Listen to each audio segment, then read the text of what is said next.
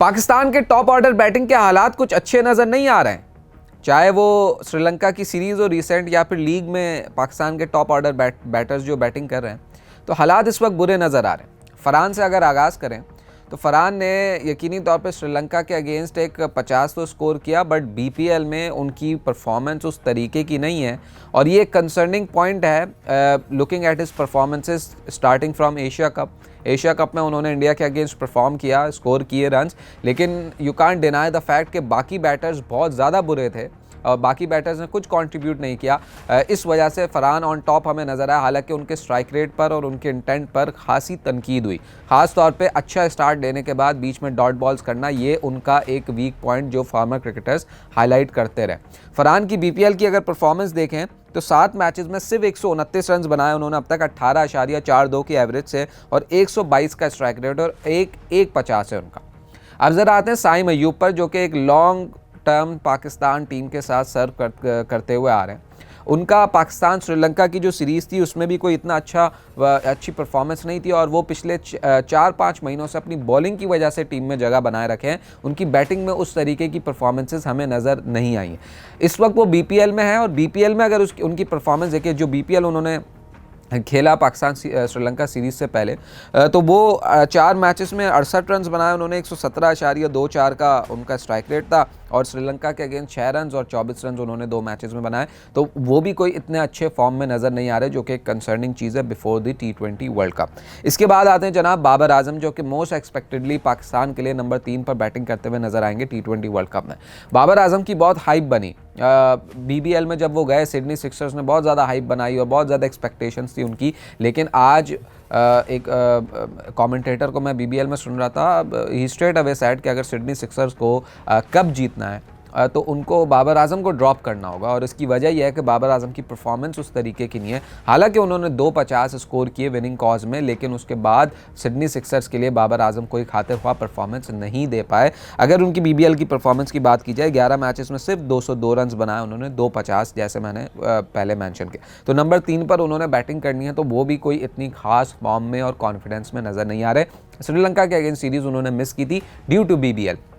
अब आते हैं जनाब कप्तान सलमान अली आगा। सलमान अली आगा ने श्रीलंका के अगेंस्ट जो रेन हिट मैच था 12 ओवर्स वाला, उसमें शानदार बैटिंग की, लेकिन अगेन वो बैटिंग की उन्होंने नंबर 3 पर। T20 वर्ल्ड कप में with the arrival of Babar Azam वो नंबर 4 या 5 पर आकर बैटिंग करेंगे, तो फिर देखने वाली बात होगी कि वो किस तरीके से परफॉर्म करता है। अभी वो कैंप का पार्ट है, अभी वो किसी लीग वगैरह में नहीं खेल रहे, बट अगर वो नंबर 3 पर बैटिंग नहीं करते तो फिर देखना होगा कि उनकी परफॉर्मेंस क्या होगी। उस्मान खान की तरफ आते हैं। उस्मान खान मोस्ट लाइकली पाकिस्तान के T20 वर्ल्ड कप के लिए विकेट कीपर बैटर होंगे। उस्मान खान ने जो श्रीलंका के अगेंस्ट सीरीज़ हुई थी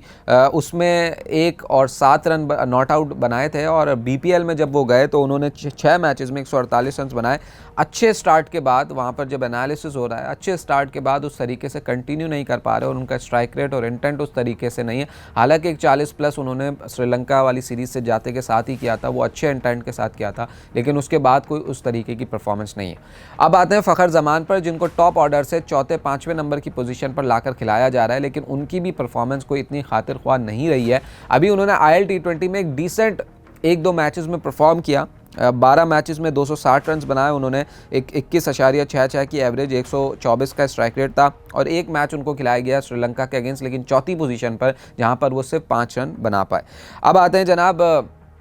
ये तो हो गई टॉप ऑर्डर और मिडल ऑर्डर की जो एक सिनेरियो चला आ रहा है वो। अब आते हैं कि नीचे से बॉलिंग में क्या पाकिस्तान को नज़र आ रहा है। शाहीन शाह अफरीदी बीबीएल में गए, उनको अच्छी खासी मार लगी और उसके बाद वो इंजर्ड होकर बाहर हो गए, 2 बीमर भी करवाए, जिसके बाद उनका स्पेल भी ख़त्म हो गया, तो कोई इतना अच्छा उनका बीबीएल में रन रहा नहीं था और फिर वो इंजरी हो गई और इंजरी से वापस आ गए।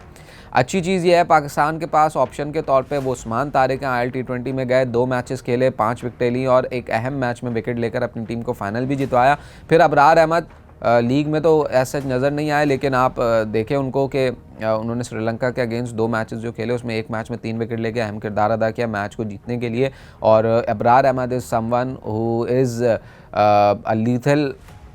प्रोस्पेक्ट इन द लाइनअप, जो कि हमें नज़र आता है कि हाँ यार ये अगर चला तो बात बन जाएगी। फ़हीम अशरफ की बात करें तो फ़हीम अशरफ ने अभी बीपीएल में एक वीडियो वायरल थी, उसमें एक मैच में एक गेंद पर 6 रन चाहिए थे, वो छक्का तो खा लिया, लेकिन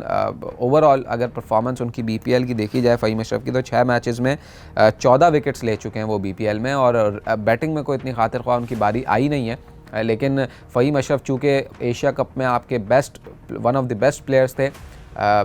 फाइनल में उन्होंने जिस तरीके से बॉलिंग की या वैसे भी, तो फ़हीम अशरफ लगता है कि मोस्ट लाइकली पाकिस्तान के T20 वर्ल्ड कप के स्क्वाड में होंगे। 2-3 स्पॉट्स हैं जिसमें पैराशूट एंट्रीज हो सकती हैं, वो कौन सी होंगी ये देखने वाली बात होगी, लेकिन जो असल कंसर्न हमें नज़र आता है पाकिस्तान के T20 वर्ल्ड कप में वो है आपके टॉप ऑर्डर बैटिंग और मिडल ऑर्डर बैटिंग।